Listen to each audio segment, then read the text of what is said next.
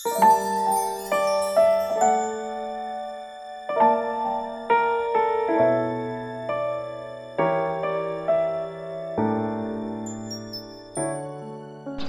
freely siyang nakakapasok dito?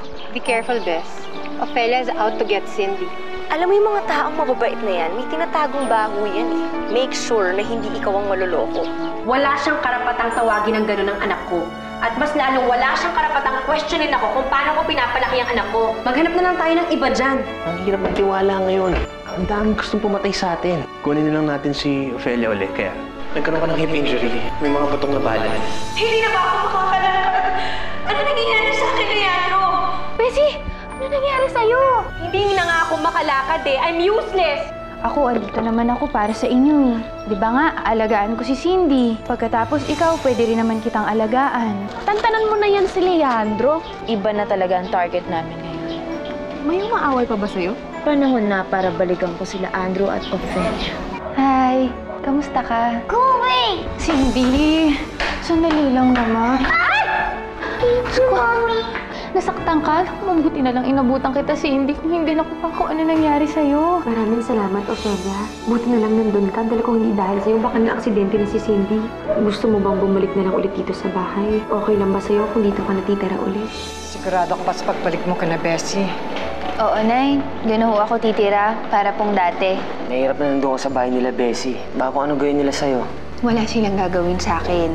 Andrew, ito na yung pinaka-antay natin. Yung makakasama ko na si Cindy, mahahawakan ko na siya. Kung yan ang makapagpasaya sa'yo, okay sa akin. Welcome home, Ophelia. We're happy. Pinagbigyan mo si Bessie.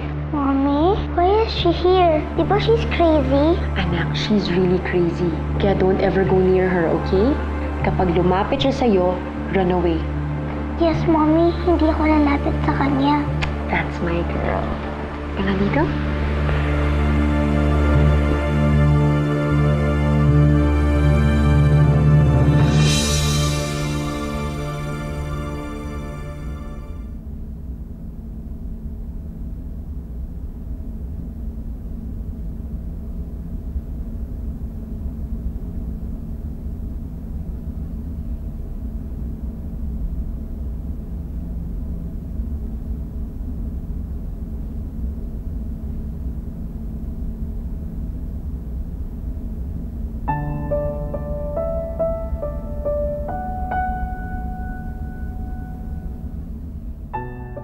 Nay, alam ko na may problema kayo. Bakit mo naman nasabi yan, anak? Kasi hindi po kayo makatulog. Pero huwag po kayo mag-alala. Ako na pong bahala sa problema niyo.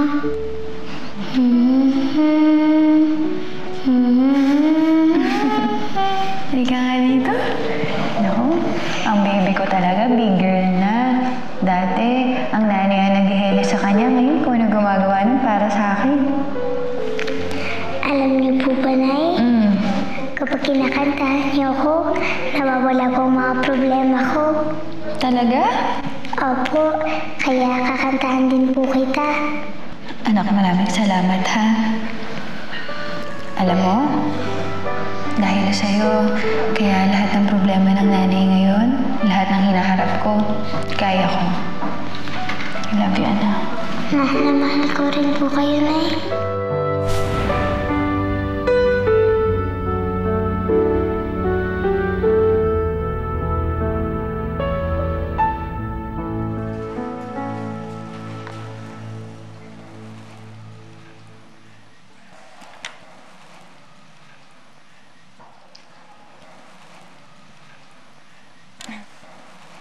Hi, Cindy.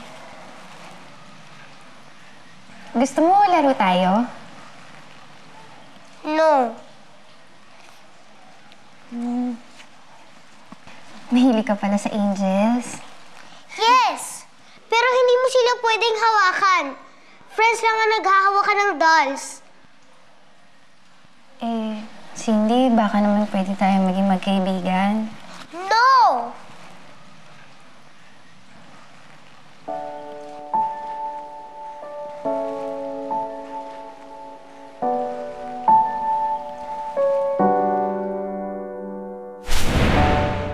birthday, anak.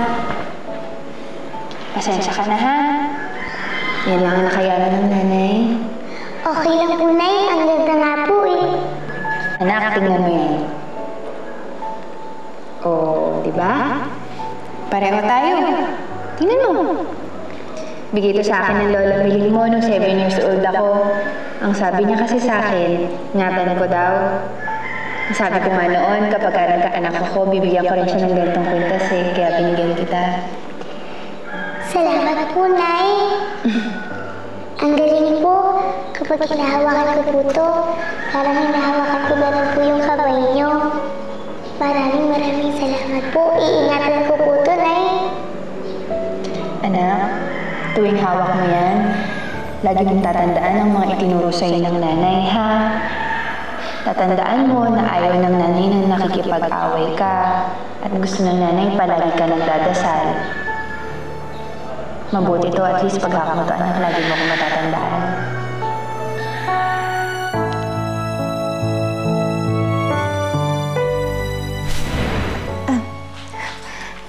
Cindy, alam mo, meron din akong angel. To. Ang ganda, no?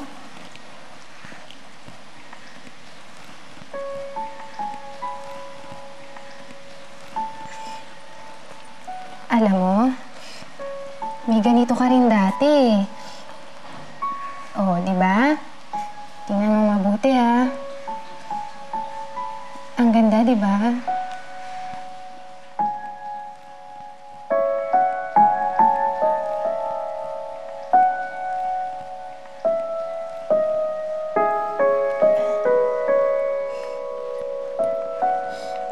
Ayan. Wala ka ba naalala?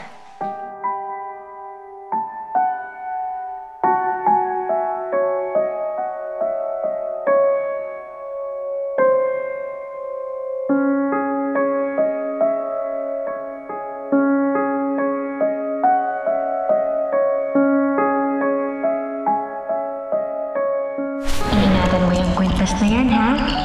Dahil yan ang magpapaalala sa'yo na mahal ka namin ng Daddy Leandro mo at hindi ka namin pababayaan.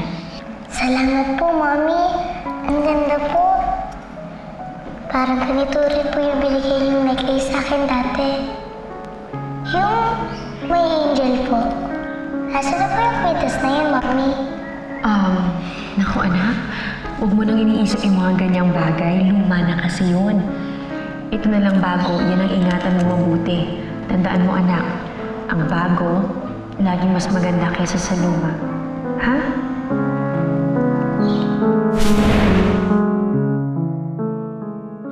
No! It's ugly! Ayoko niyan! Why are you giving me something so pangit? I don't like that! It's pangit! Pangit like you!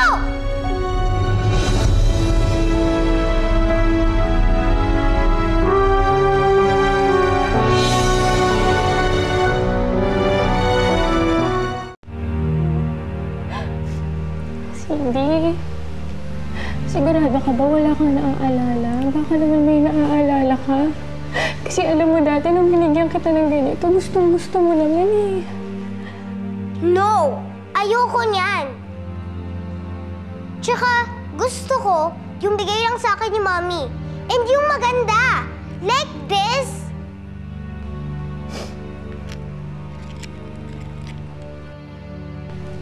Cindy, kasi alam mo, nung binigyan kita ng ganito dati, alam mo ba kung bakit gustong-gusto mo? Kasi bigay ko. No! I know you're older than me, pero ayoko sa'yo. That's why I don't like your gift. So please, leave me. Gusto ko maglaro mag-isa. And si Mommy lang ang gusto kong kalaro. Ayoko sa crazy woman like you. Cindy, sorry ah. Sorry. Laro ka na.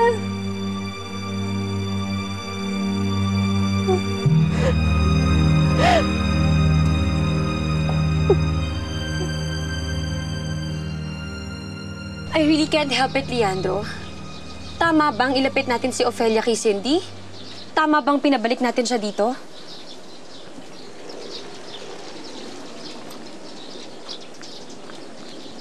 Bessie, pero ikaw nag-decide na pabalikin siya dito. I know that. Pero sana talaga tama yung desisyon ko.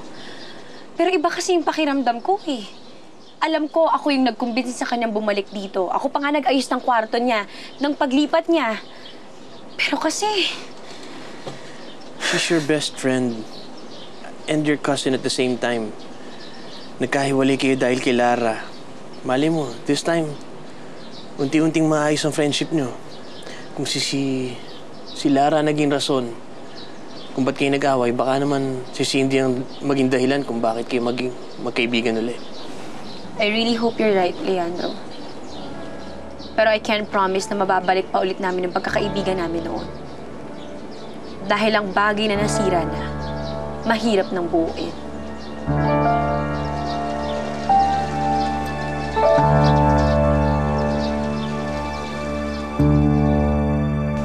Ayaw niya talaga sa akin, Aling Lucing. Nasabi pa nga niya, baliw daw ako eh. Parang nakakarma nga ata ako.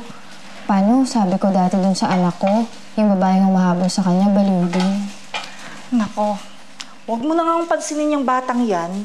Alam mo, masama ugali niyang Cindy na yan eh. Nung unang uwi nga niyan dito, aba, sabihan ba naman ako, pangit daw ako. Hindi naman totoo yun, Aling Lucing eh. At saka isa pa, naniniwala ko niyan si Cindy. Mabait naman talaga yung bata na yan. Hindi lang talaga marunong makisama, isang anak lang kasi. Sabihin mo, hindi talaga maganda ang pagpapalaki sa kanya ng nanay niyan. Eh, grabe naman kasing makapang-spoil lang si Ma'am Bessie. Lahat ng gusto, ibinibigay. O, di natural. Lumalaking masama ang ugali ng bata. Hayaan mo, Aling Lucing. Pagsasabihan ko na lang yan si Cindy. Sus! Para naman makikinig sa'yo yun. Yung batang yan, bingi sa ibang tao kasi kay Ma'am Bessie lang nakikinig. Si Ma'am Bessie lang ang mahal ng si Cindy. Kaya tayo, wala, sinasaktan lang tayo ng batang yan.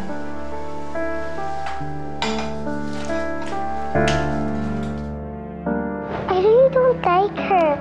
Bakit pa kasi dito nakatira si Ofelia? Tita Ofelia, Cindy. Sige na nga, Tita Ofelia. Bakit pa siya nandito? Akala ko ba she's crazy? Bakit may crazy person dito? Dahil yun ang gusto namin ng daddy mo. For her to take care of you, at sa akin na din. Kaya anak, kung ano man ang ibibigay na sa'yo, gusto ko tatanggapin mo.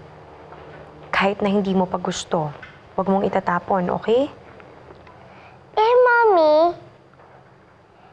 ang pangit yung necklace. Tsaka, sabi mo, yung mga bago lang yung mga magaganda. Eh, yung necklace na yun, super luma na. Anak, if somebody gives you a gift, you have to accept it and you have to say thank you.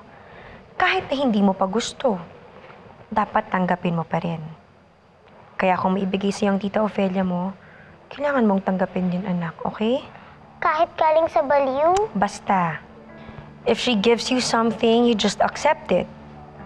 And then you show it to me. And then I will be the one to decide kung itatapon ba yun o hindi. Basta lahat ng ibibigay niya sa'yo, gusto ko ipapakita mo sa akin. Gusto ko, alam ko.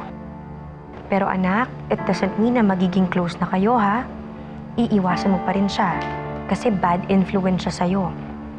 Kaya gusto ko, layuan mo pa rin si Tita Ofelia.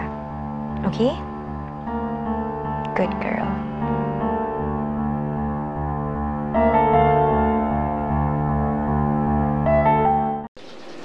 Ofelia, kamusta? Naninibago ka ba sa farm? Medyo. Pakiramdam ko kasi parang ibang bahay na siya para sa akin. Medyo matagal na rin kasi.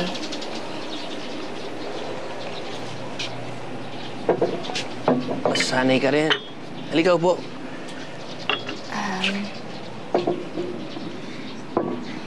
Leandro, maraming salamat nga pala. At, tinanggap niyo ako ulit dito sa bahay niyo. Isang buong pamilya na tayo uli, Ophelia. Pero marami na nagbago ngayon, ha? Alam ko, okay na kay ni Bessie uli. Pero pinapakiusap ko lang si Cindy. Hindi siya si Lara, ha? Kaya konting distansya lang. Paano ko didistansya, Leandro? Nasa isang bahay lang kami. Subukan mo lang. Ayaw kasing ma-agitate ang anak namin, eh. Tsaka napatunayan na naman namin sa'yo na magkaibang bata yung dalawa, hindi ba? Oo naman, yung bagay na yun, matagal ko nang tanggap. Pero kasi, Leandro, di ba pamangkin ko rin naman si Cindy?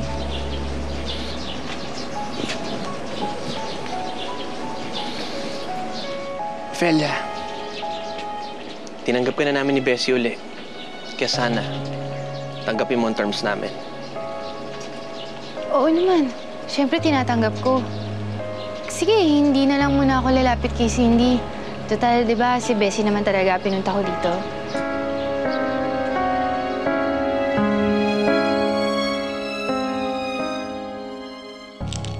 Pasensya ka na kay Cindy. Hindi niya sinasadyang matapad yung necklace mo. Oo naman. Inom ka ng gamot mo. Naiintindihan ko naman yun, Bessie. Alam ko naman na ang mga bata, dapat talaga binibigyan sila ng tamang atensyon nang sa ganon, lumaki sila ng may tamang asal. I really try to raise her the best way that I can. Kaya lang minsan, hindi ko talaga mapigilang hindi ibigay sa kanya yung gusto niya. Alam mo naman siguro, siya na lang ang meron ako. Lahat naman ng nanay, ganyan, Bessie. Kung ako rin, kung kaya ko rin naman ibigay ang lahat sa anak ko, gagawin ko eh.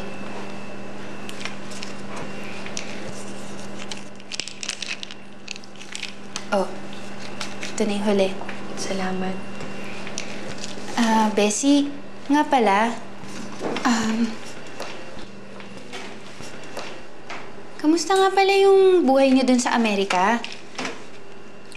Kasi, di ba, nabanggit mo sa akin na pati na yung mga magulang ni Cindy. So, paano yun? Paano kayo naging malapit sa isa't isa?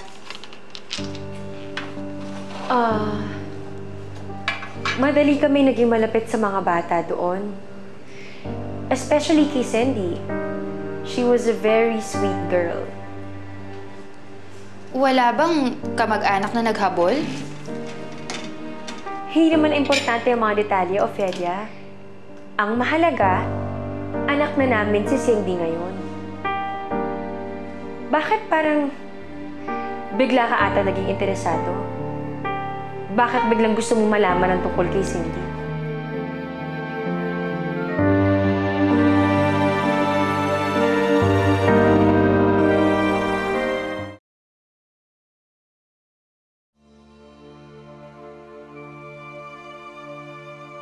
Bakit biglang interesado ka ata sa history ni Cindy?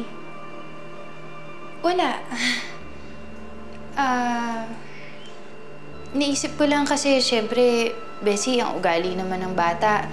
Kasi tataka ko bakit siya ganun eh. Baka siguro sa pagpapalaki. Walang problema sa pagpapalaki ko sa anak ko.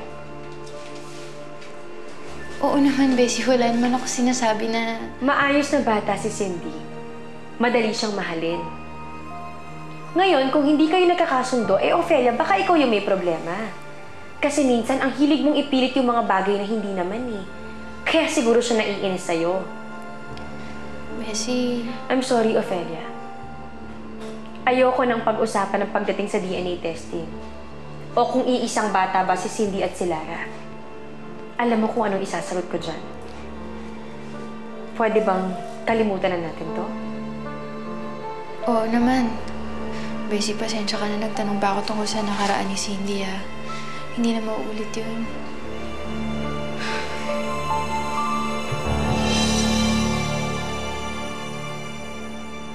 Bes, sinabi ko naman sa'yo, it's too dangerous kung patitirahin mo dito sa Ophelia. Masyado siyang malapit sa inyo. Pero di ba sinabi nyo nga, pag mas malapit ang kalaban, mas maganda. Dahil mas mababantayan ko yung kilos niya. Pero kapag masyado namang malapit, pwedeng-pwede kanyang isahan. Kayang-kaya kanyang saksakin sa likod. Bes, I won't tell you what to do dahil alam mo kung anong gagawin ko if I were in your position. Alam mong ayoko ng problema kaya hindi ko yung papapasukin sa bahay ko. Ayaw ni Cindy kay Ophelia. Kaya kahit nandito pa siya, hindi naman siya magugustuhan ng anak ko. At enough na sa'yo yun para patirin si Ophelia dito. Oo naman. As long as hindi nagugustuhan ni Cindy si Ophelia, I don't think there's anything I should be worried about.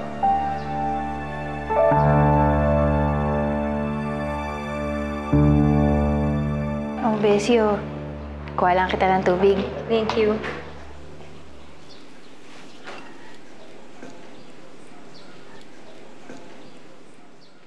Hey, Lara. Don't step on my rope! You're so funny. Buti nga sa'yo. Cindy?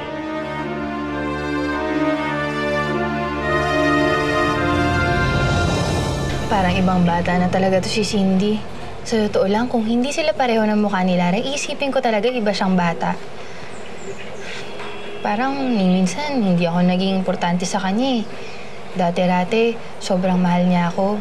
Pero ngayon, kapag nasasaktan ako, natutuwa pa siya. Pero, naniniwala ka pa rin ba na siya si Lara? Paano kung ibang bata yun, Ophelia? Paano kung hindi siya si Cindy? Kapag pinagmamasdan ko si Cindy tuwing tulog siya, alam ko na siya si Lara. Pero kapag tinataboy niya ako at kung ano-anong masakit na salita ang sinasabi niya, oo, nasasaktan ako. Pero alam mo, kahit ganun ang ugali niya, Andrew, ni minsan hindi ko inisip na hindi siya si Lara dahil nararamdaman ko eh. Alam ko. Sige. Pero, Ophelia, mag-iingat ka. Baka sa susunod, hindi ka lang niya pagtawanan. Mali lang talaga yung pagpapalaki sa kanya ni Bessie, Andrew. Alam ko yun. Dahil ganun-ganun din si Lizzie dati. Selfish, masungit, spoiled. Kaya lalong mas gusto kong makuha si Cindy eh. Kasi alam ko ako lang makakapagpalaki sa kanya ng tama. Pinapaalalahanan lang kita. Hindi ka naaalala ni Cindy. Kaya nga ako nasa farmhouse, di ba? Kasi naniniwala ako na pwedeng hindi ako naaalala ng isipan niya. Pero alam ko nandun ako sa puso niya, Andrew. Andun ako sa farmhouse. Mag-aantay ako hanggang sa bumalik ang memorya ni Lara. Ipapaalala ko sa kanya kung sinong tunay niyang ina.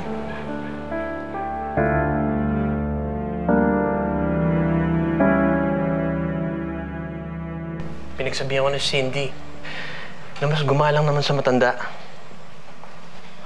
Buti hindi sumama yung loob sa'yo ng bata. Eh, hindi naman niya talaga sinasadya yun. Bessie naman, kitang-kita natin. Pinatid niya si Ophelia. Hindi niya nga sinasadya yun. She didn't mean it. And she's a little girl. She's meant to make mistakes. Yan ka na naman eh. Ini-spoil mo na naman. Kinukonsinti mo na naman yung bata eh. Hindi ko siya sinuspoil, Leandro. Ayoko lang na pag pinagsasabihan natin siya, eh baka mamaya sumama ang loob niya sa atin. Ayoko magalit sa atin ang anak natin.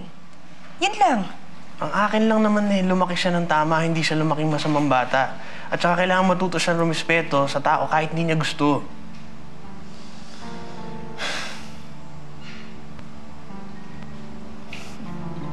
Teka. Ba't parang natutuwa ka pa? Hindi. It's not that. It's just, you know, I'm relieved.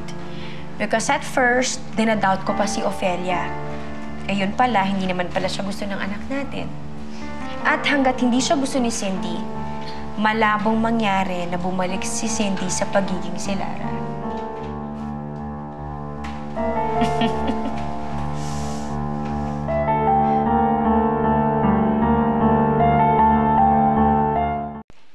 Uy, amoy masarap yung niluluto mo, Ophelia. Ano ba yan? Sinigang. Oh, bakit naman yan pa naisipan mong luto? Kasi yun ang paborito ng anak ko eh. Naisip ko baka magustuhan ni Cindy. Ay, nako, Ophelia. Umasa ka pa. Laking stage yun. Hindi naman kumakain ng ganun si Cindy. Naku, hindi. Yan si Cindy, alam mo, Pinoy pa rin yan eh. Naramdaman ko na merong bahagi sa kanya na magugustuhan niya yung niluto ko. Kasi alam mo, pakiramdam ko minsan si Cindy, parang siyang anak ko eh. Ano nga ba yung pangalan ng anak mo? Lara ba kamo? Oo, Aling Lusing. Lara ang pangalan ng anak ko at mahilig siya sa sinigang. Sinong mahilig sa sinigang? Wala. Naisip ko kasi pagluto kayong lahat, baka sakali kasi magustuhan niyo. Ah, nagluto ka ba ng sinigang? Nako, Ophelia, hindi kasi gusto ni Cindy ang sinigang eh. Masyado siyang naaasiman. So, if you want, you can just eat it.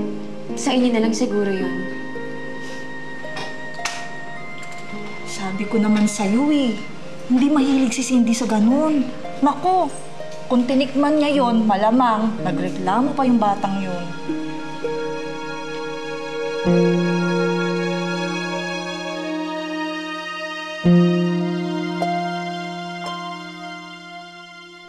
Lara, anak.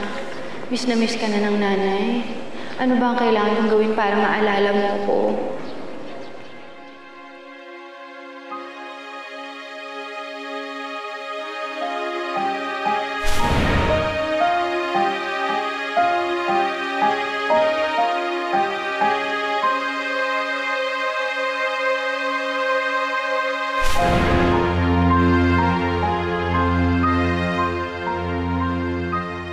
Panginoon, maraming salamat po. Salamat dahil alam ko na kung paano ibalik ang memorya ng anak ko.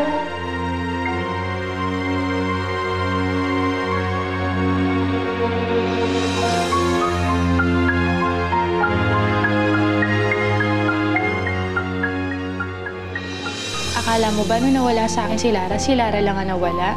Pati kayo naman ni Bessie nawala rin sa akin eh. Ngayon na bumalik na kayong lahat, naging sobrang masaya na ako. Sa tingin mo ba manggugulo pa ako? Gusto ko lang din naman na maging buo ulit ang pamilya natin eh. Bakit ka umiiyak? Dahil ba naging mean ako sa'yo? Sorry, I pushed you. Ako? With Tita Ophelia? Bakit magkasama kami? Ang bait-bait talaga ni Cindy. Mabait pa yun sa'yo. Eh, tinawag ka na nga baliw. Saka nakakatakot. Naalala ko nga sa kanya yung anak ko eh. Bait-bait talaga ni Cindy. Anong ginagawa dito ni Ophelia? Kilala mo yan? Oo. Naiisip ko pa lang siya. Kumukulo na ang dugo ko. Anong gusto mong gawin ko? Hindi ko lang siya sisirain. Dudurugin ko pa siya. Anong sabi ng doktor? Kailan ka raw makakalakad? Mahirap lumaban ang nasa wheelchair. Thanks for indirectly telling me na wala akong kwenta, na I'm helpless. Bessie, wala naman kaming bad intention by saying that. Kailangan mo nang magpagaling. Parang mabantayan mo na si Cindy. Oo, at tapos mabantayan mo po si Ophelia. Who are you? Sino ka? Ano ibig sabihin? Bakit may picture tayo together? Matagal na ba kitang kilala?